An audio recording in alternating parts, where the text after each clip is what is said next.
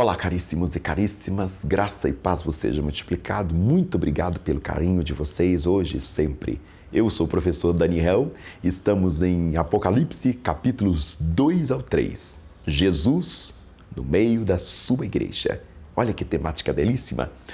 Antes de manifestar seu juízo ao mundo, Jesus manifestou a sua igreja. 1 Pedro, capítulo 4, verso 17. Por isso, Jesus mostrou seu julgamento às 7 igrejas, capítulo 1 a 3 de Apocalipse, antes de mostrá-lo ao mundo, capítulo 4 ao 22. Por que 7 igrejas, se havia mais igrejas na Ásia? É a grande pergunta. É porque essas 7 igrejas falam da plenitude da igreja em todos os lugares e em todas as épocas, desde o seu nascimento até a sua subida. Essas 7 igrejas não são 7 períodos distintos da igreja, como ensinam os dispensacionalistas. Em cada período da igreja, a realidade das 7 igrejas esteve presente e podemos ver sinais delas em cada congregação local. E isso é incontestável. Todas as cartas têm basicamente a mesma estrutura. Qual é ela? Primeiro, apresentação. Segundo, apreciação. Terceiro, reprovação. E o quarto, as promessas. Quinto, 2 igrejas só recebem elogios: Esmirna e Filadélfia. 4 igrejas receberam elogios e críticas: Éfeso, Pérgamo, Tiatira e Sardes. 1 igreja só recebeu críticas: Laodiceia. Bom, essas igrejas nos ensinam várias lições. Vem comigo? Primeiro tópico do vídeo de hoje.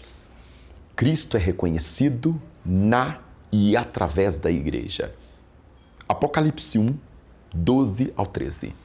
Antes de ver Cristo, João viu 7 candeeiros, a plenitude da igreja na terra.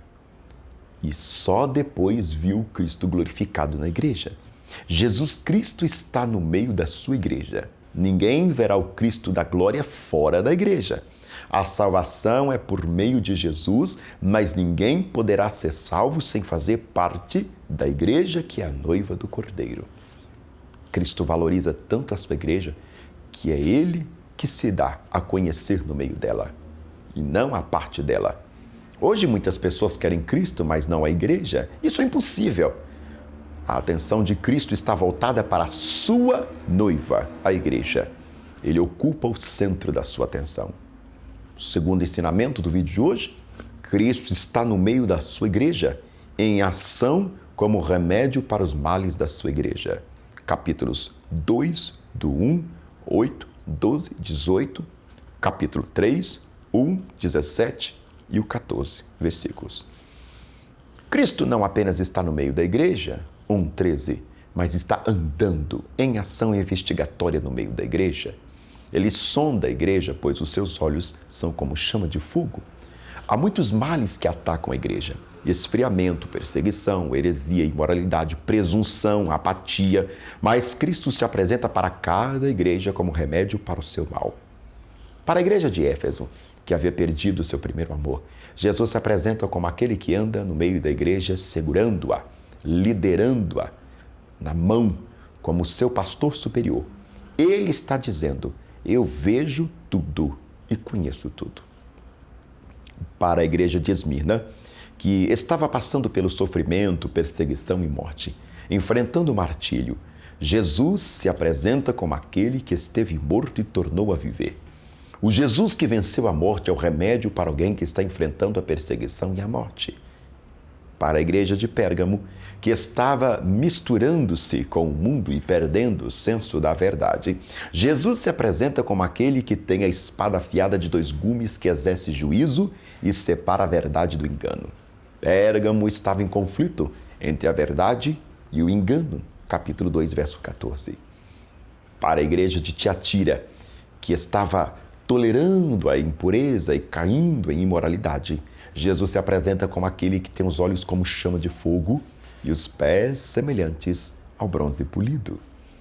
Para a igreja de Sardes, que tinha fama de ser uma igreja viva, reputação de uma igreja cheia de testemunho e vida, mas, na realidade, Jesus se revela como aquele que tem os 7 Espíritos de Deus e as 7 estrelas.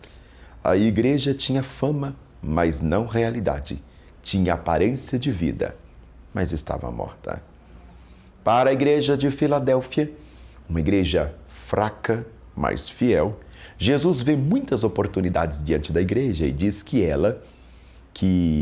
para ela, que ele tem a chave de Davi, que abre e ninguém fecha, e fecha e ninguém abre. Para a igreja de Laodiceia, uma igreja sem fervor espiritual, morna, rica financeiramente, mas pobre espiritualmente, Jesus se apresenta como aquele que é constante e fidedigno no meio de tantas mudanças. Caríssimas e caríssimos, o terceiro ponto do nosso vídeo: dentro da mesma igreja temos pessoas fiéis e infiéis. Como pode? Isso mesmo. Em Pérgamo, alguns crentes estavam seguindo, a doutrina de Balaão, capítulo 2, do 14 ao 15. Em Tiatira havia tolerância aos ensinos e práticas de uma profetisa imoral, 2:20. Mas em todos os crentes caíram nessa heresia perniciosa, capítulo 2, 24 ao 25. Em Sardes, embora a igreja estava vivendo de aparência, mas havia uns poucos que não haviam se contaminado as suas vestiduras, capítulo 3, verso 4. Em Éfeso havia fidelidade na doutrina, mas falta de amor na prática do cristianismo. Eram ortodoxos de cabeça e hereges na conduta. Em Esmirna e Filadélfia, igrejas fiéis a Cristo, haviam aqueles que eram sinagogas de Satanás no meio deles. Capítulo 2, 9, capítulo 3, 9. Quarto ensinamento, aqui do nosso vídeo: a igreja nem sempre é aquilo que aparenta ser quando examinada por Jesus. Jesus conhece a igreja de forma profunda. Capítulo 2, versos 2 a 9, 13, 19, capítulo 19, verso 3, capítulo 3, verso 1, 8, 15. Ele conhece as obras da igreja, onde está a igreja e o que está enfrentando. A igreja de Éfeso é ortodoxa, trabalhadora, fiel nas provas, mas perdeu sua capacidade de amar a Jesus. Ela é como uma esposa que não trai o marido, mas também não lhe devota amor. Capítulo 2, do verso 2 ao 4.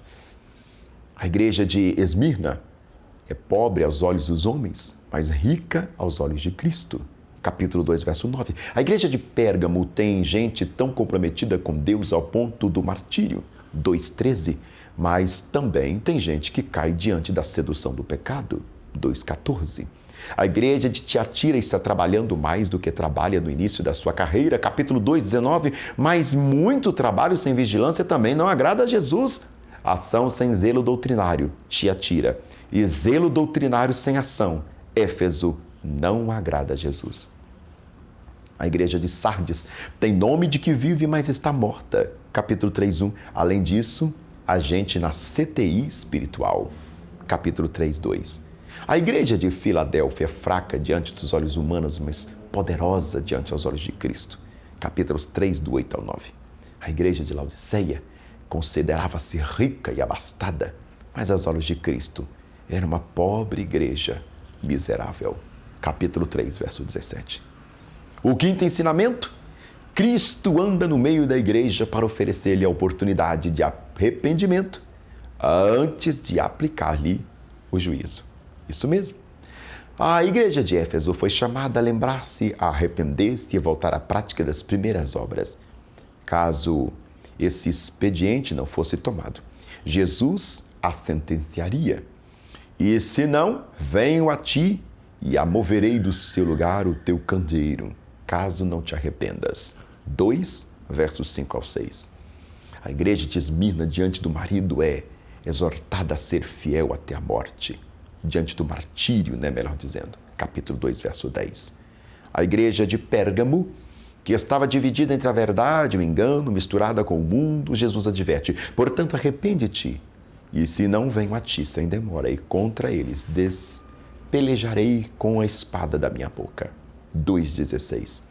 A igreja de Tiatira, que abria suas portas a uma desregada profetisa, Jesus chama ao arrependimento a faltosa, capítulo 2, 21. Mas, ao se recusar, envia o seu juízo, o 2, 22 a 23, e chama os crentes fiéis a permanecerem fiéis até a morte ou até a segunda vinda.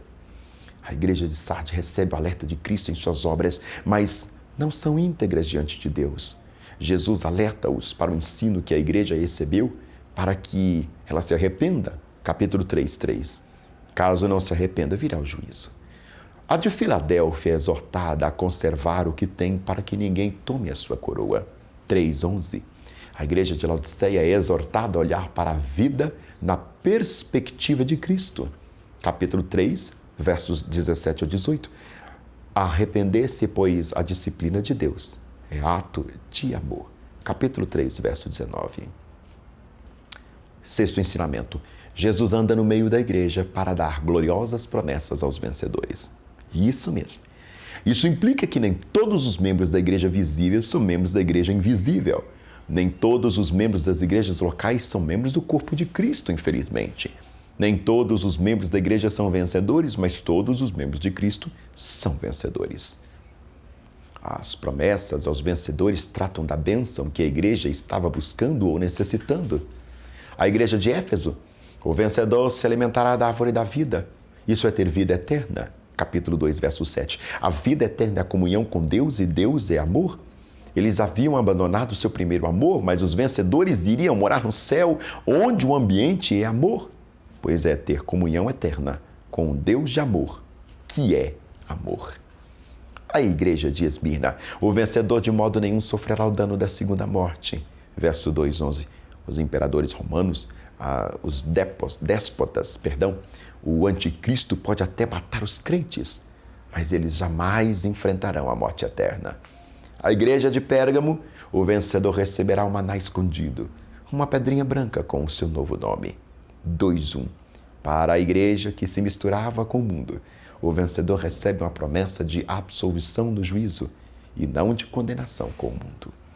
A igreja de Tiatira, para uma igreja seduzida pelo engano de uma profetisa, o vencedor recebe a promessa de receber autoridade sobre as nações e possuir, não os encantos do pecado, mas o Senhor da glória, a estrela da manhã. Capítulo 2, versos 26 ao 28. A igreja de Sardes, para uma igreja que só vive de aparência, mas está morta. Os vencedores recebem a promessa de que seus nomes estão no livro da vida e os seus serão confessados diante do Pai no dia do juízo. Capítulo 3, verso 5. A de Filadélfia, para uma igreja fraca, mas fiel ao Senhor, recebe a promessa de ser coluna do santuário de Deus. Capítulo 3, verso 12. A coluna é o que sustenta o santuário. Eles podem ser fracos diante dos homens, mas são poderosos e fortes diante de Deus. A de Laodiceia. Para a Laodiceia, que se considerava rica e tão autossuficiente, mas na verdade era pobre e miserável, o vencedor recebe a promessa de assentar-se com Cristo no seu trono. Capítulo 3, verso 21. A conclusão desse vídeo, irmão e irmã. Sim, para todas as igrejas há um refrão. Quem tem ouvidos, ouça o que o Espírito diz às igrejas. Não estamos estudando apenas para nosso deleite intelectual ou curiosidade teológica. Precisamos ouvir o que Deus está falando conosco. As bem-aventuranças não é apenas ler e ouvir, mas também obedecer às profecias deste livro. Deus abençoe você. Obrigado pela sua companhia.